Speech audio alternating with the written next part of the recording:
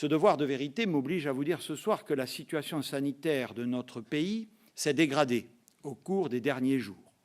Nous avons compté hier plus de 30 000 cas positifs, un chiffre que nous n'avions plus atteint depuis novembre dernier. Après plusieurs mois marqués par un plateau se situant entre 15 000 et 20 000 cas par jour, le virus gagne de nouveau du terrain depuis une semaine.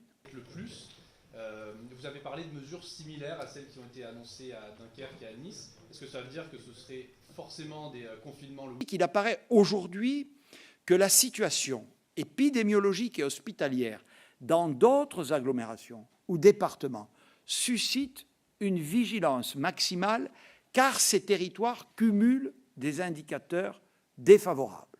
Un niveau d'incidence élevé, autour ou supérieur à 250 cas pour 100 000 habitants, une part de variants supérieure à 50%, une pression hospitalière proche du seuil critique et enfin une circulation virale qui commence à s'accélérer sérieusement. Ces départements, au moment où je parle devant vous, sont au nombre de 20. Ils s'affichent sur la carte et concernent toute l'Île-de-France, une grande partie des Hauts-de-France et de Provence-Alpes-Côte d'Azur, mais aussi les départements du Rhône et de la Drôme, de la Moselle et de la Meurthe-et-Moselle et enfin d'Eure-et-Loir.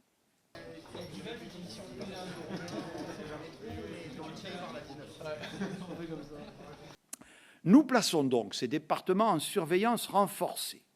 J'ai demandé aux préfets des départements concernés d'engager des concertations avec les élus en vue d'inviter sans attendre tous les habitants à la plus grande vigilance et d'envisager, dans tout ou partie de ces territoires, des mesures de freinage proches de celles mises en place à Nice et Dunkerque.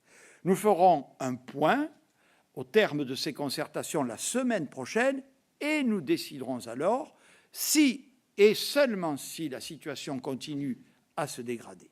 Nous prendrons des mesures renforcées qui entreront en vigueur à compter du week-end du 6 mars. De baisse de la circulation du virus dans notre pays, nous enregistrons à nouveau une hausse.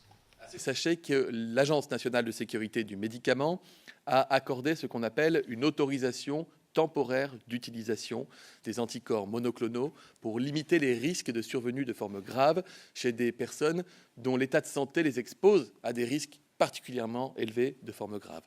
Là, il ne s'agit pas à proprement parler d'études cliniques, on est déjà dans une pratique thérapeutique, évidemment encadrée. Quelques 83 centres hospitaliers ont déjà reçu des milliers de ce traitement qui pourront commencer à être administrés avec prudence, initialement dans un cadre hospitalier pour des patients âgés de 80 ans et plus et qui ont des troubles de l'immunité. Mais la France, et c'est le premier pays européen à l'avoir fait, a commandé des dizaines de milliers de doses d'anticorps monoclonaux d'une génération supérieure qui arriveront en France d'ici à la mi-mars.